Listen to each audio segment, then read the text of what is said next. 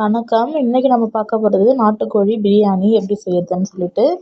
இதுக்கு நாங்கள் ஒரு சின்ன கோழி தான் எடுத்து அதை நல்லா க்ளீன் பண்ணிவிட்டு உப்பு மஞ்சத்தூள் போட்டு மறுபடியும் நல்லா தண்ணியில் நல்லா அதை நம்ம அலசி எடுத்துக்கலாம்.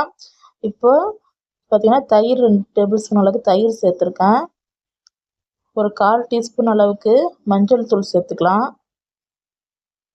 ஒரு 5 டேபிள் ஸ்பூன் அளவுக்கு சிக்கன் மசாலா நாம் சேர்த்துக்கலாம். இது கூட கொஞ்சோண்டு உப்பு சேர்த்துக்கலாம். இப்போ தனி மிளகாத்தூள் 1/2 ஸ்பூன் அளவுக்கு சேர்த்துருக்கேன். இதை நல்லா மிக்ஸ் பண்ணிக்கலாம். இப்போ இஞ்சி பூண்டு பேஸ்ட்டு 1/2 ஸ்பூன் அளவுக்கு சேர்த்துக்கலாம். சேர்த்து நல்லா மிக்ஸ் பண்ணிட்டு இதை மூடி வச்சிடலாம். 10 நிமிஷம் அப்படியே இருக்கட்டும். அதுக்குள்ளே பார்த்திங்கன்னா இப்போ இந்த கிண்ணத்தால் 1 கிண்ணம் அளவுக்கு பாஸ்மதி அரிசி எடுத்து நல்லா 2-3 டைம் கழுவிட்டு ஊற வச்சுருக்கேன். இந்த அரிசி நல்லா ஊறட்டும். அதுக்குள்ளே நம்ம வெங்காயம் தக்காளிலாம் அரிஞ்சிட்டு வந்துடலாம். இப்போ 4 வெங்காயம் 2 தக்காளி எடுத்து வச்சுருக்கேன். இதை நல்லா நீளமாக நாம் அரிஞ்சிக்கலாம். ஒரு கைப்பிடி அளவு புதினா கொத்தமல்லி எடுத்து அதையும் அரிஞ்சு வச்சுருக்கேன். தக்காளி அரிஞ்சு வச்சுருக்கேன். இப்போ 2 டேபிள் ஸ்பூன் அளவுக்கு நெய் ஊற்றிக்கலாம். ஒரு 3 டேபிள் ஸ்பூன் அளவுக்கு ஆயில் ஊற்றிக்கலாம். இப்போ 3 பட்டை 6 கிராம்பு 2 பிரியாணி இலை 2 ஏலக்காய் ஒரு ஸ்டார் எடுத்து வச்சுருக்கேன். இந்த குக்கரில் இதை நாம் சேர்த்துடலாம். அப்படியே இது பொரிஞ்ச உடனே நாம் அரிஞ்சு வச்சுருக்க வெங்காயத்தை இது கூட ஆட் பண்ணிக்கலாம். வெங்காயத்தை போட்டு நல்லா நம்ம வதக்கிக்கலாம். வெங்காயம் எந்த அளவுக்கு வதங்குதோ அந்த அளவுக்கு பிரியாணி நல்லா டேஸ்ட்டாக இருக்கும். வெங்காயம் தான் பிரியாணிக்கு ரொம்ப முக்கியம். வெங்காயத்தை நல்லா வதக்கிறதுக்கு தேவையான அளவுக்கு கொஞ்சோண்டு உப்பு சேர்த்துக்கலாம். உப்பு போட்டு நல்லா நம்ம வதக்கிக்கலாம். நல்லா பார்த்திங்கன்னா வெங்காயம் சுருண்டு நல்லா ப்ரௌன் கலராக வரணும். அந்த அளவுக்கு நம்ம வதக்கிக்கலாம். நல்லா வெங்காயம் பாருங்கள் நல்லா சுருண்டு வந்துச்சு. நம்மளோட சேனலை மறக்காமல் சப்ஸ்கிரைப் பண்ணுங்கள். இப்போ பாருங்கள் வெங்காயம் ப்ரௌன் கலராக வந்துடுச்சு. இந்த ஸ்டேஜில் நம்ம ஒரு 5 டேபிள் ஸ்பூன் அளவுக்கு இஞ்சி பூண்டு பேஸ்ட்டு சேர்த்துக்கலாம். இஞ்சி பூண்டில் கசகசா சேர்த்து அரைச்சிக்கோங்க. இஞ்சி பூண்டு அரைக்கும் போதே சேர்த்து அரைச்சிக்கலாம். கசகசாவையும் 5 டேபிள் ஸ்பூன் அளவுக்கு இஞ்சி பூண்டு பேஸ்ட்டு சேர்த்துட்டு அதையும் நம்ம நல்லா வதக்கிக்கலாம்.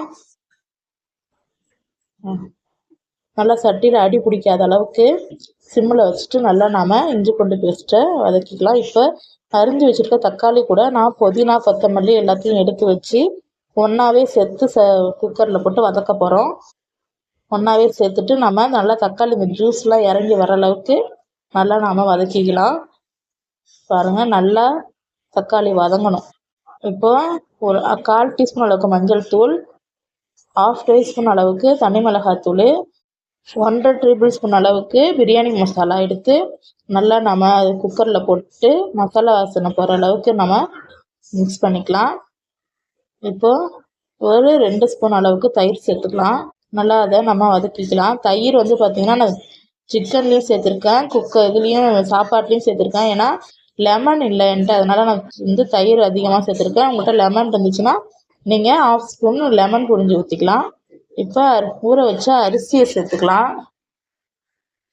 நான் இப்போ நீங்கள் சிக்கன் இருக்குல்ல அதை சேர்த்து நல்லா வதக்கிக்கலாம். ஏன்னா நான் வச்சுருக்க சிக்கன் பார்த்தீங்கன்னா நல்லா பிஞ்சு சேவல் கோழி, அது கூவை கூட இல்லை, அவ்வளோ சின்ன கோழி இது. இதை நாம் கறியில் போட்டு வதக்கணும் அப்படின்னு சொன்னாக்கா ரொம்ப சிக்கன் ரொம்ப வதங்கி ரொம்ப இதாகிடும், சாப்பிட்றதுக்கு நல்லா இருக்காது, பீஸ் பீஸாக வராது. அதனால நான் என்ன பண்ணேன்னா அரிசியை போட்டு அது மேலே சும்மா சிக்கனை போட்டு நான் அப்படியே வேக வைக்க போகிறேன். இப்போ நாம்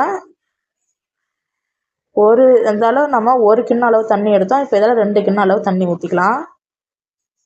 நல்லா பாருங்கள் இந்த ஸ்டேஜில் தேவையான அளவுக்கு நம்ம உப்பு சேர்த்துக்கலாம். உப்பு சேர்த்துட்டு மூடியை போட்டு ஒரு 2 விசில் வச்சுட்டு சிம்மில் 5 நிமிஷம் வச்சுட்டு நம்ம ஓப்பன் பண்ணி பார்த்தோம்னு சொன்னாக்கா நமக்கு தேவையான சூப்பரான பிரியாணி ரெடி ஆயிடுச்சு. பாருங்கள் எவ்வளோ சூப்பராக உதிரியாக செம்மையாக வந்திருக்கு. சூப்பராக வந்திருக்கு. பிளேட்டில் மாற்றிக்கலாம். நீங்கள் அந்த நான் வெங்காயம் தக்காளி சேர்த்ததுக்கு அப்புறமா அரிசியை சேர்த்தேன் பார்த்தீங்களா, நீங்கள் சிக்கனை சேர்த்து நல்லா வதக்கிட்டு அதுக்கப்புறம் அரிசியை சேர்த்துக்குங்க. நான் சின்ன கோழிங்கிறதுனால அப்படி ஃபஸ்ட்டு நான் அரிசியை சேர்த்துட்டு அதுக்கப்புறம் சிக்கனை சேர்த்துருக்கேன்.